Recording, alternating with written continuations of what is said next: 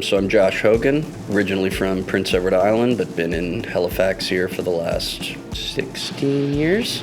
Playing Orchid's Curse, formerly ran Diminished Fifth Records, do Red Tentacle Music Solutions. I've been involved in music in some capacity since I've been 13, from playing in terrible bands to playing in slightly less terrible bands.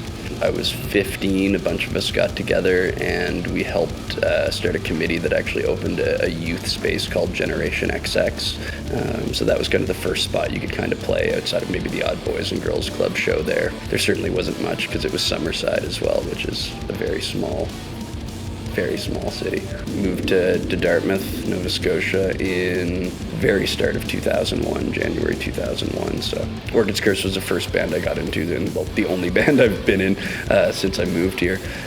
So kind of an interesting story with that.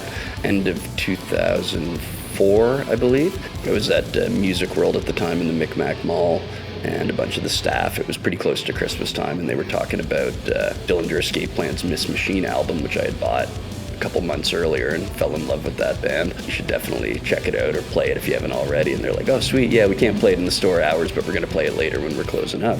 One of the guys kind of, when I was going over to purchase stuff, he's like, don't suppose you can sing, can you? And I was like, God, no, why?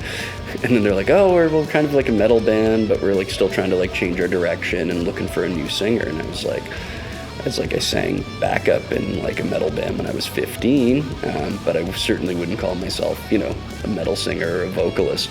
And they're like, well, we got this demo if you want to take it home and listen to it, and, see if you can put some lyrics to it. Maybe we can jam like in a month or something like that. And I was like, yeah, cool, let me have it. So that's kind of how I met my band.